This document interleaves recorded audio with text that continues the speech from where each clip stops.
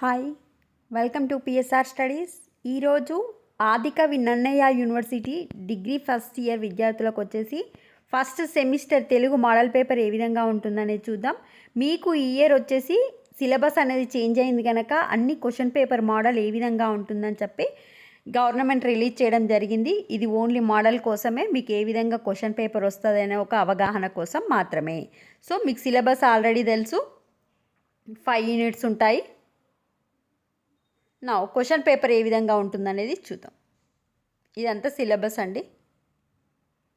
Video చూస్తున్నారు but like చేయట్లేదండి. Please అండి, వీడియోని తప్పకుండా లైక్ చేయండి, ఛానల్ సబ్స్క్రైబ్ చేసుకోండి. ఫస్ట్ సెక్షన్లో 20 మార్క్స్కి 5 క్వశ్చన్స్ అటెండ్ చేయాలి. ఒక్కో క్వశ్చన్కి 4 మార్క్స్. మనకు 10 క్వశ్చన్స్ ఇస్తే ఫస్ట్ సెక్షన్లో 5 క్వశ్చన్స్ మాత్రమే అటెండ్ చేయాలి.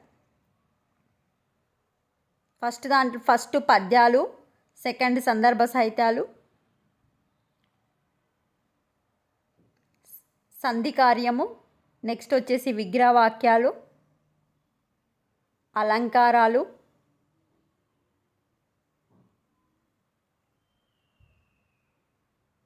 నెక్స్ట్ గణ విభజన.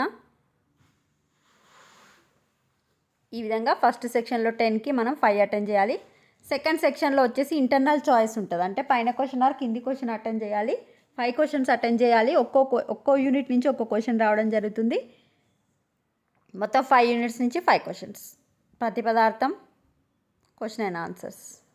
ఈ విధంగా మీకు తెలుగు క్వశ్చన్ పేపర్ ఉంటుంది. సాంస్క్రిట్ నెక్స్ట్ వీడియోలో అప్లోడ్ చేస్తాను. వీడియోని లైక్ చేయండి, ఛానల్ సబ్స్క్రైబ్ చేసుకోండి. Thanks for the watching.